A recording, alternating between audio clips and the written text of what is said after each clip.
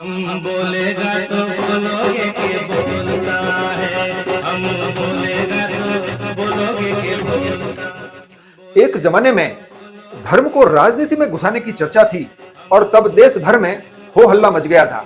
आज धर्म में राजनीति को घुसाया जा रहा है और कहीं पर भी कोई चिंता नहीं दिखती। आज बहुत सी धार्मिक संस्थाओं और ट्रस्ट मंडलों में राजनीति घुस गई है और बड़ी मजबूती से घुस गई है। धार्मिक स्थलों पर पद लोलुपता ने धर्म, संस्कार और भगवान महावीर की वाणी को बहुत पीछे छोड़ दिया है और सारी सीमाएं लांघ दी है। आज हाथ पकड़कर साधर्मिक भाई को संभालने और राह दिखाने के बजाय टांग खींचकर गिराने का भाव प्रबल है और ये सब कुछ धार्मिक स्थानों पर धर्म की ओट लेकर महज स्वार्थ सिद्धि के लिए किया जा रहा है। माफ कीजिए, हमारा किसी पर भी कोई भी व्यक्तिगत आक्षेप नहीं है। कृपया उड़ता तीर कोई न झेले, लेकिन ये बात है 100% सच। प्रमाण मांगने की कोई आवश्यकता नहीं है, बस पैनी नजरों से देख लीजिए, सब कुछ साफ साफ दिखने लगेगा। राजनीति में तो धर्म घुस भी जाए तो चिंता नहीं, क्योंकि इससे राजनीति में ईमानदारी, सच्चाई और सुचिता तो आई जाएगी। लेकिन धर्म में अगर राजनीति घुस गई, जो कि लगभग घुस ही गई है, तो फिर सिवाय पतन के कुछ भी हाथ नहीं लगेगा। श्री वरकाना जी पेड़ी के चुनाव इन दिनों जबरदस्त चर्चा में है।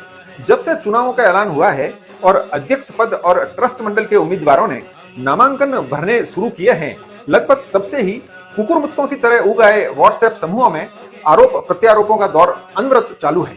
उम्मीदवारों का भूत और वर्तमान खंगाल कर भविष्यवाणियां की जा रही है।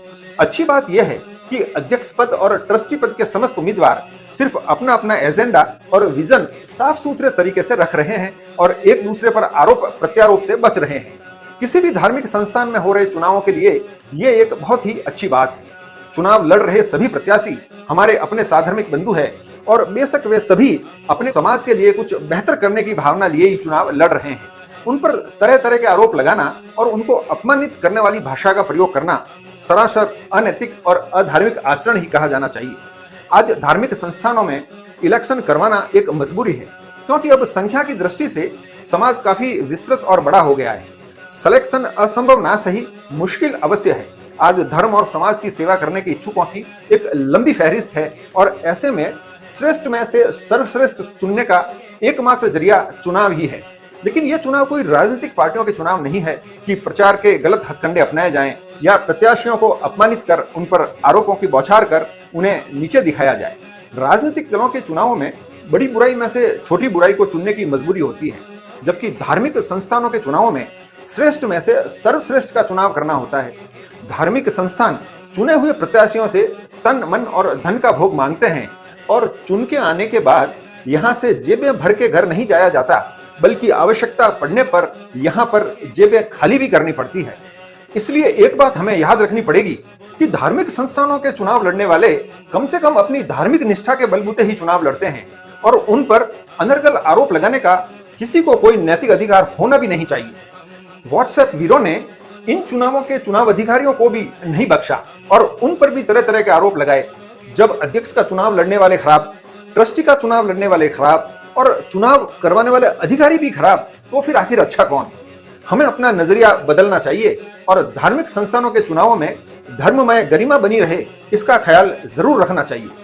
निवेदन बस इतना ही है कि धर्म को, भगवान को और भगवान के घर को राजनीति में मत घसीटिए, क्योंकि धर्म में आई राजनीति किसी व्यक्ति विशेष का भला तो कर सकती है, किंतु धर्म और समाज का भला हरगिज नहीं कर सकती। धर्म में राजनीति को लाना न केवल धर्म की असाधना करना ही है, अपितु समूचे धर्म और समाज का 100% नुकसान करना भी है।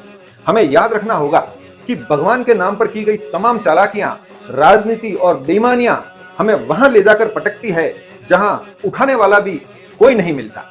सत्य कड़वा होता है और कईयों को चुभता भी है, लेकिन बोलना तो पड़ेगा और ऐसा सत्य जब हम बोलेंगे तो